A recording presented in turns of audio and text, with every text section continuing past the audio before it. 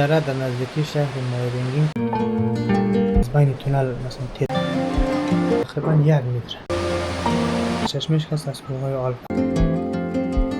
4 کیلومتر طول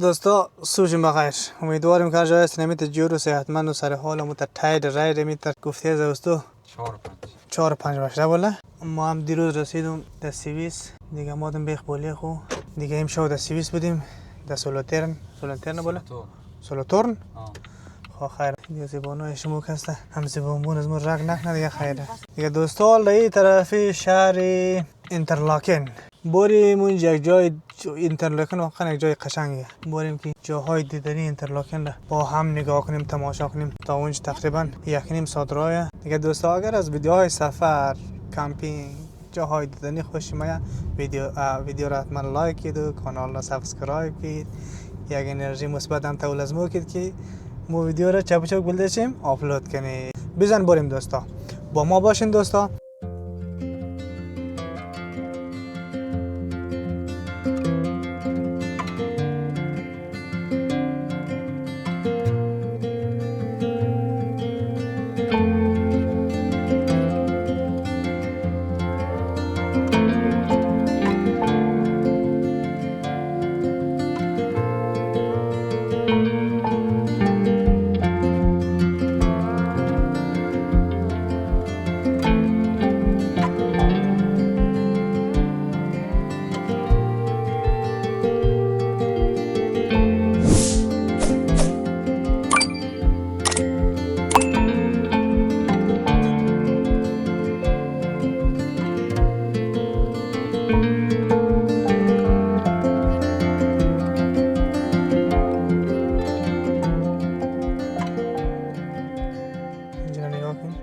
پیش اینج میدان هواییه بالار تو چه آبشار دور میدان هوایی تو خز بسات میدان هوایی سرک کسایی دور زندگی نه مهرمه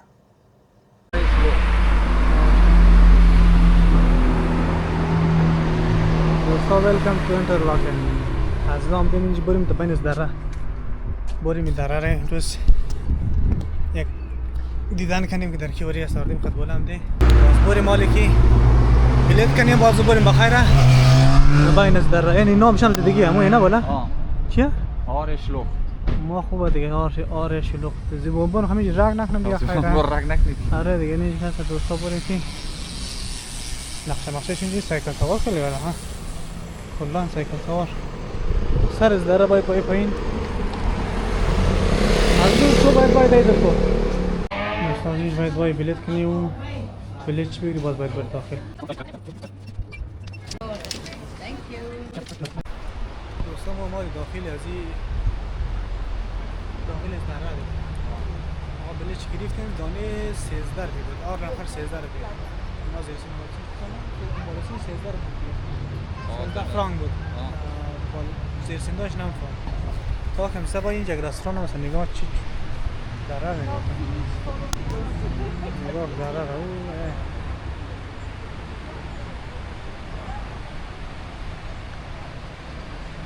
اگر باید دره بریم سرلا بریم تا آخواه چه جامعه بریم بولشی؟ دره در نزدیکی شهر مایرنگین قرار داره و حدودی 1.4 کیلومتر طول دره دوستا از اوزا مسیر پیاده‌روی که است در یک دور تا جور کرده بودن در بعض جاها کسته قچو جور کرده در بعض جاها پنجره آهن جور کرده و در بعض جاها کسته به خاطر که دره خیلی باریک میشه قسمتایی که خیلی دره باریک است تونل زده از بین تونل مثلا تیر میشه زده بود دوستا جالبش اینجا که در بعضی جاهای امزی دره در بعضی جاهایش این عرض دره تقریبا 1 متر نزای دره کسته در طول هزاران سال کسته شکل میشه توسط همین آب دره آونده سنگار میخوام که کم کم خورده باز خودی آوم کسته اصل سرچشمش کسته از کوههای آلپ دوستایی کسته دودن دروازه داره یا دودن ورودی داره که مجاک ورودیش باید از دیگه ورودیش برسیم باز همون پیاده روی کسته از این سر که با سرباری حدودی 45 دقیقه تا 1 ساعت طول میشه نظر دارم حرکت منی و چیزی میخوام از جهت یک جای استاد میشه تماشا میموری نظر یعنی تقریبا حدود 45 تا 60 دقیقه میشه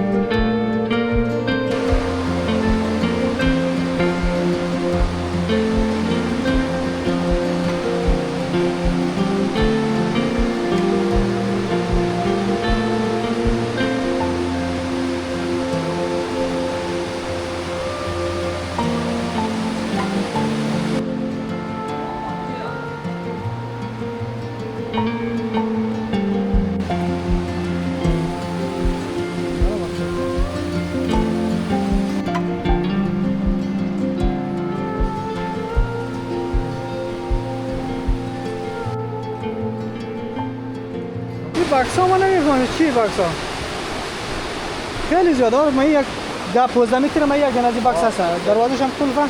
بینش هم هر چیزی هست که مثلا یک بارانگیر هم بلش هست که مثلا داخل چه آب نرن. بالا نگاه کن، پیشتر که نخمی رفته ایسو رفته بازی فکر ندارم که اصلا کوک هست در یک دیگه چسبیده از اکتا بالا. دوستان اون منطقه اصلا تنگ شده، خیلی باریک شده دیگه. این از آخر دره برو شدیم، این آخر دره از این دور باید یاد داریم. یعنی ما کس از این چی بور نمیشیم با خاطر که موتر از ما دوره. از ما باید بریم پس باید این خسرو رو کم دیم، باید پس کی بریم سر بلا. چرا؟ موتر در پارکینگ بلوه بولا؟ اینا دیشنا دیگه پاس نولا کش کردیم. خواهی خوبی این دفعه که مرخمی نوتال موری آردیم. نوتال بیان دفعه سربلایه؟ سربلگی مثلا نه دفعه نوتال میماریم. خب به هر صورت اجرا نداره، مثلا فقط یک راه داره که مثلا یک نفر باید خود کو قربانی کنه، یک نفر راننده باید ای سر یا هیچ داخل نه یا از سر باید بسم قضا بسم پس کی سر شه باید. اینا تو مجبور قربانی کنیم ما. چی نماری؟ ما میشیم خب. ما دیگه دستای آخرین چیزش بود، یازی دروازه اینا این خلاص شد باید پس بریم سربلا دیگه. وقتی بودم از ویدیوی آره شلوغ خدا کنه که زیبون رگ نکنه. این منطقه در منطقه این جایی که در منطقه اینترلاکن قرار داره. زیر ویدیو حتما آدرسش میزنم که اگه دوستاش یک وقت اگه خواستید علاقه داشتید دلچین هوا کرد میتونید باید دیدن کنید و قطار مورد فایده کنید. دیگه دوستا بود از ویدیو امروزی. خدا کنه که از ویدیو لذت برده باشین. اگر از ویدیو خوش مانده بود لذت برده بود حتما ویدیو رو لایک کید و کانال رو سابسکرایب کید و دیگه خدا یارو نگهدارتان.